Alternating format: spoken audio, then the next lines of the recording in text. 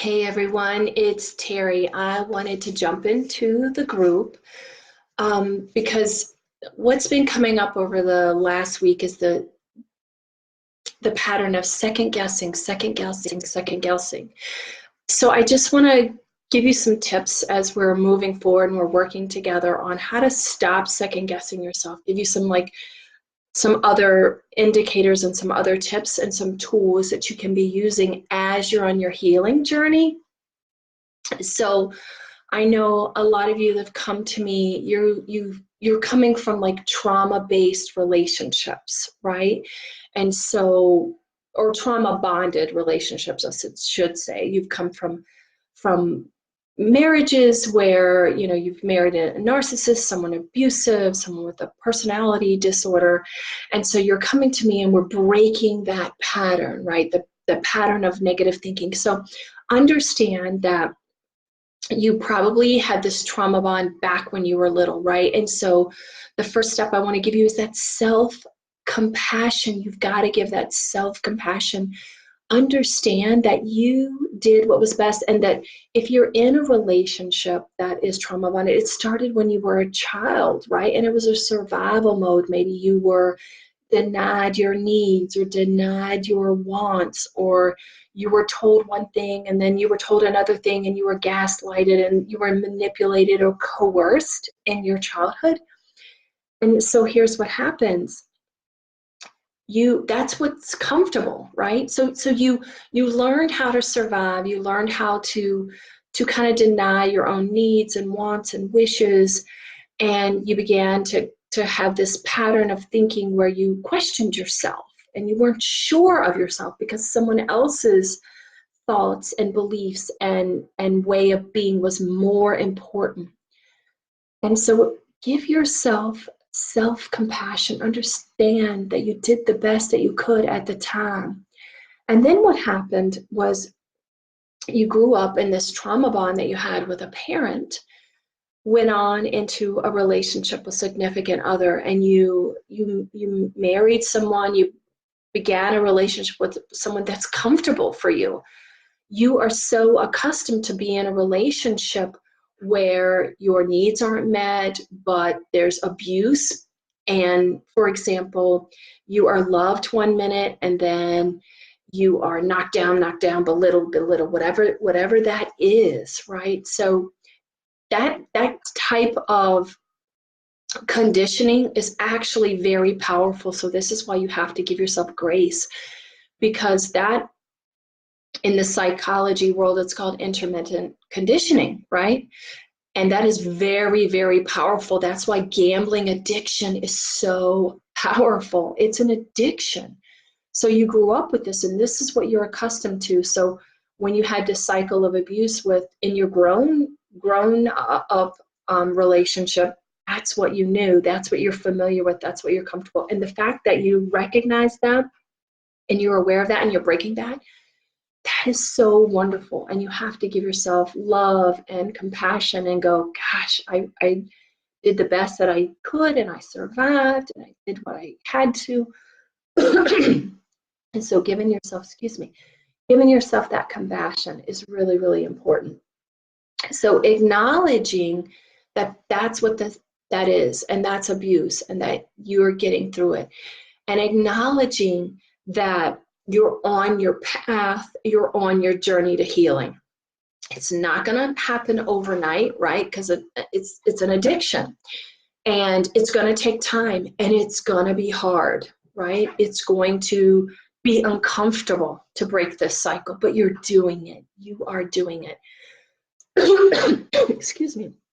So the second thing I want you to do as you're learning to retrain your brain from this second guessing, I want you to understand that you need to identify and really get conscious of your likes and dislikes. Start with something easy, right? It can be something like food or movies, and get really, really specific and get really, really conscious. I like this food. This is the reason why I like this food. I like this movie. This is the reason I like this movie or book or whatever it is. Or I like these clothes, or I like this specifically. Get really specific on that. And it's okay to identify it, name it, and claim it. So getting in touch with yourself. So a lot of this is going to be you getting in touch with your body. So the next step in learning to not second guess yourself is getting in touch with your body, right? Getting aligned with that body. So many of you that I work with have amazing intuition. And what has happened over the years, you've been trained not to listen to that intuition. But in working with you, I'm like, shit, you have great intuition. You have amazing insight. You just haven't been allowed to get in touch with that and act on it. So I'm inviting you, get in touch with your intuition. Listen to your body. Get still with your body. That's why there's so many meditations in our group for you, so that you can get realigned and reacquainted with your body and get in touch with your intuition and your higher self. And listen to it. It's right. So practice your meditation. Practice getting aligned with your intuition. Listening to your body, right? So when you like something, it's okay. It's okay. Get aligned with it. Another activity I want to give you so that you can stop second guessing yourself is my core values activity. That's not really mine, right? But it's in our group. I want you, if you have not done that yet, I want you to get aligned with your core values. Understand what's at the deep, deep root of you. Where do you really, really feel is impactful for you that you need to really take stock in? And there's no judgment about it. I've done my core values chart, and my husband's done his core values chart. And guess what? Our number one core values, they're different. But in recognizing that, it has been valuable. It actually has been valuable for me to understand my husband on a different level, because I understand why he's chosen the profession he's chosen and the job that he's done, because his core value is family. And so the decisions that he's made all align with that. So it has helped me actually to come to peace with that with him. It's deepened our relationship because I can accept, I'm like, oh, I get that now. And for me, if you haven't guessed, it's personal growth, right? That is my number one core value, that I have the freedom and flexibility to deepen my growth within myself. So you getting aligned with what your deep, deep personal core values are will help you get in touch with yourself and understand yourself. So if you have not done that activity in our group, I'd invite you to do that. And then, so getting compassionate with yourself, understanding the trauma bond that you've had with your relationships that you've had. And then the last thing that I want you to do, when it comes to making decisions, y'all, stop judging, right? Stop judging. Because here's the truth, y'all. There's no right or wrong. There's no bad or good. Those are all judgments that we put on something. And those are all things that we put on the decisions we make. So when you make a decision, stop judging yourself. Just do it. And understand that there are consequences for your decision, right? There are going to be ramifications that if I make this decision, the consequences may be this, this, and this. If I spend this money on this, the consequences will be this, this, and this. But there's no bad or good or right or wrong. So stop judging yourself. Just make the decision and allow for what comes. And sometimes those decisions, there's going to be possibly more favorable consequences to what you're doing and maybe less favorable, but that's a learning lesson. And maybe you need those lessons because you didn't have those lessons when you were growing up, and the ability to make the choices that you make and understand that if I make this choice, This might be a consequence of that choice.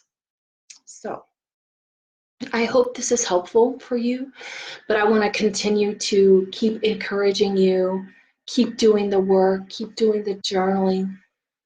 I want you to keep giving yourself the recognition of how far you've come. Just the fact that you've acknowledged that you're trauma bonded to an abusive person and you've broken that bond and you're on your way to healing. Keep every day giving yourself the pat on the back and like, look at me. Because so many people, listen, I work with those people, y'all. I have clients that have been in relationships for 30 plus years. And again, them breaking that bond and moving forward and understanding that, hey, you did it. You've passed that. Now comes the work. And it's uncomfortable. It's uncomfortable to like move forward. But you are shifting, you're breaking that pattern, you're creating new patterns.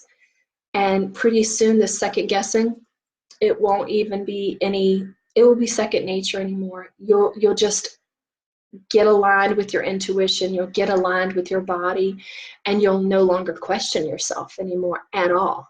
So these are all great things. So keep up the good work. I love you. I support you. Reach out to me if you need anything, and I'm here for you. Okay, thank you so much.